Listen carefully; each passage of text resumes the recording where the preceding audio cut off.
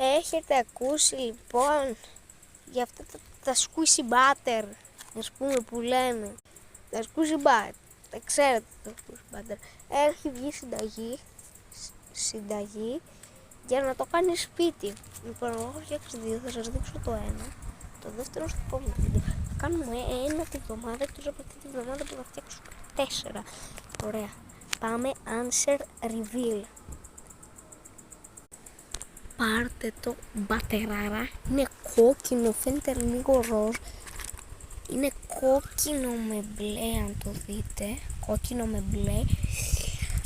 Εντάξει, 100% αντί για salted έγραψα salted.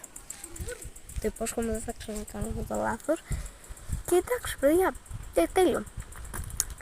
Να σας πω και πώς φτιάχνετε. Θα σας δείξω και πώς φτιάχνετε.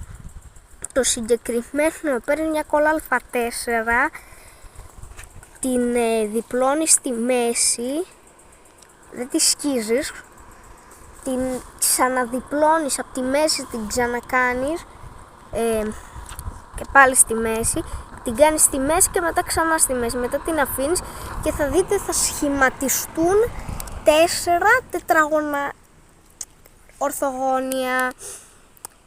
Θα μετρήσετε 5 εκατοστά από τις δύο άκρες και μετά θα κόψετε τα 3 από τα 4 ορθογώνια στο σημείο μέσα στα 5 εκατοστά.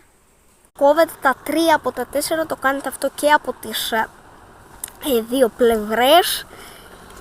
Βάβετε το μπάτερ μετά. Πρώτα βάβετε βασικά τον μπάτερ ό,τι χρώμα θέλετε. Γράφετε τις λεπτομέρειες. Θα αφήσω link στην περιγραφή με 3 βιντεάκια το πώς φτιάχνετε. Αυτά για αυτό το βίντεο. Σήμερα ή αύριο θα ανεβεί το επόμενο βίντεο με το squishy butter.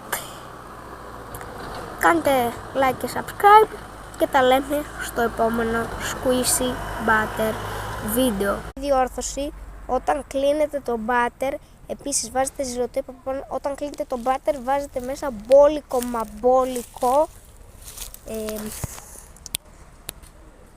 βαμβάκι. Βάζετε μπόλικο βαμβάκι. Τώρα τα λέμε στο επόμενο βίντεο. Like και subscribe, κάντε share.